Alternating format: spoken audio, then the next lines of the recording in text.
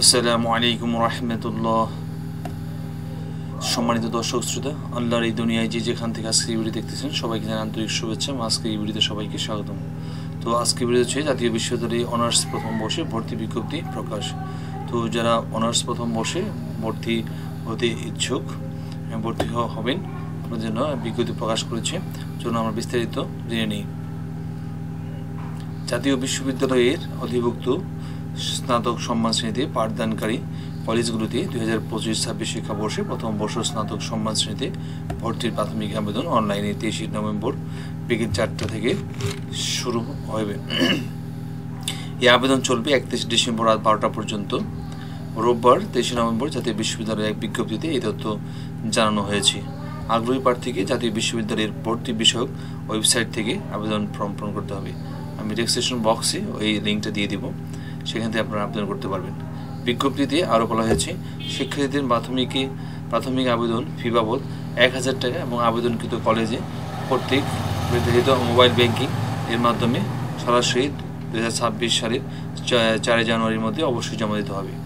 2025-26 শিক্ষাবর্ষে প্রথম বর্ষ স্নাতক সম্মান শ্রেণীর ভর্তির কার্যক্রম উচ্চ মাধ্যমিক পর্যায়ে মানবিক বিজ্ঞান ব্যবসায় শিক্ষা শাখার শিক্ষার্থীদের জন্য আলাদাভাবে 100 নম্বরের এমসিকিউ পদ্ধতিতে ভর্তি পরীক্ষা গ্রহণ করা হবে।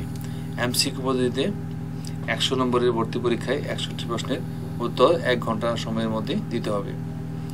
শিক্ষার্থীদের চতুর্থ বিষয় সহ এসএসসি এইচএসসি পরীক্ষায় প্রাপ্ত জিপিএ থেকে 40% এবং 60% হিসেবে 100 নম্বর ও এমসিকিউ পদ্ধতিতে ভর্তি পরীক্ষায় 100 নম্বর সহ সর্বমোট 200 নম্বরের ভিত্তিতে প্রতিটি কলেজের জন্য আলাদাভাবে বিষয় পছন্দ ক্রম অনুসারে বিষয়ভিত্তিক মেধা তালিকা প্রণয়ন করা হবে।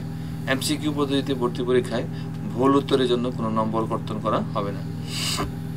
কলেজ কর্তৃক প্রাথমিক আবেদন নিশ্চিত করা। শিক্ষার্থীদের ভর্তি পরীক্ষার নির্ধারিত তারিখের 7 দিন আগে ভর্তি বিষয়ক ওয়েবসাইটের অ্যাপ্লিকেশন লগইন অপশন থেকে ভর্তি পরীক্ষার প্রবেশপত্র ডাউনলোড করে প্রিন্ট করে নিতে হবে।